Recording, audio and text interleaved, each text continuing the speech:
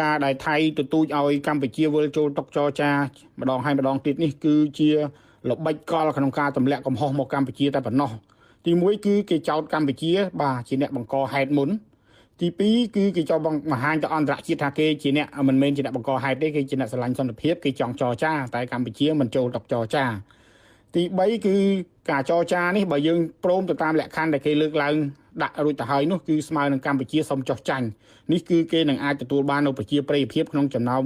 ក្រមជ្រុលនិយមថៃបាទគឺលោកអនុទានឆាន់វរៈគុលនេះនឹងអាចកើននៅសម្លឹកឆ្នោតរបស់ខ្លួនសម្រាប់កម្ពុជាមិនបាច់ចរចាទេពីព្រោះកម្ពុជាបានបញ្ជាក់ពីចំហហើយជាដដែលក្នុងការបើកចំហទៅលើការអនុវត្តនៅបទឈប់បាញ់ក៏ដូចជាអនុវត្តនៅកិច្ចព្រមព្រៀងកូឡាឡាំពួរតែភាគីថៃទេដែលជាអ្នកចេញមកប្រកាសក្នុងការហែកចោលនៅកិច្ចព្រមព្រៀងកូឡាឡាំពួរក៏ដូចជាបើកការវាយប្រហារមកលើកម្ពុជា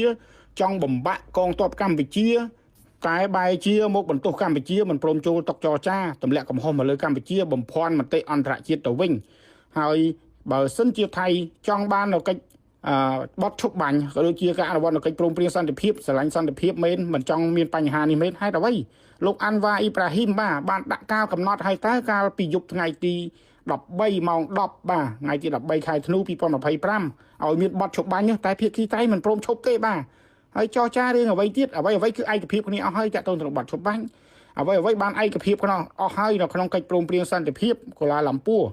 ហើយក៏ដូចជាចុងក្រោយនេះលោកអាន់វ៉ាអ៊ីប្រាហ៊ីមបានកោះប្រជុំរដ្ឋមន្ត្រីការបរទេសអាស៊ានផងដែរតែថៃមិនព្រមទេទាមទារឲ្យមានការពន្យាពេលលោកអាន់វ៉ាចង់ឲ្យមានប្រជុំថ្ងៃទី16ខែធ្នូប៉ុន្តែខាងភាគីថៃទាមទារពន្យារហូតដល់ថ្ងៃទី20ធ្នូ22ខែធ្នូ2025ឯណោះដើម្បីពន្យាពេលដើម្បីគេធ្វើការឆ្លៀនពៀនមកកម្ពុជាបន្ថែមទៀតនេះគឺជាល្បិចកលទម្លាក់កំហុសហើយនឹងល្បិចកលពន្យាពេលដើម្បី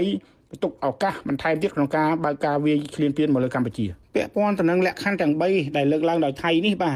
ក្នុងចំណុចទី2ហើយនិងចំណុចទី3គឺជាលក្ខខណ្ឌដែលមានរួចទៅហើយនៅក្នុងកិច្ចព្រមព្រៀងសន្តិភាពកូឡាឡាំពួរហេតុអ្វីបានគេ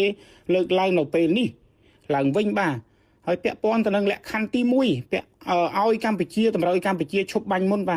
ក្នុងន័យនេះគឺគេចង់បញ្ជាក់ទៅអន្តរជាតិបញ្ជាក់ទៅពិភពលោកថាកម្ពុជាជាអ្នកបើកការវាយប្រហារមុនតែគេតម្រូវឲ្យកម្ពុជាជាអ្នកឈប់បាញ់មុនគឺជាការទម្លាក់កំហុសសុទ្ធសាធហើយទី2បើកម្ពុជាឈប់បាញ់មុនមានន័យថាកម្ពុជាជាអ្នកចោះចាញ់ដូច្នេះទេគេនឹងកើននៅគេហៅថាប្រជាប្រិយភាពនៅក្នុងចំណោមក្រុមជ្រុលនិយមថៃបង្កើននៅប្រជាប្រិយភាពនៅសម្លេងឆ្នោតរបស់គេហើយទាំងនេះគេដឹងមុនហើយថាកម្ពុជាគឺមិនអាចទទួលយកបានទេដែលឲ្យកម្ពុជាចោះចាញ់ដូច្នេះនេះគឺជាអ្វីដែល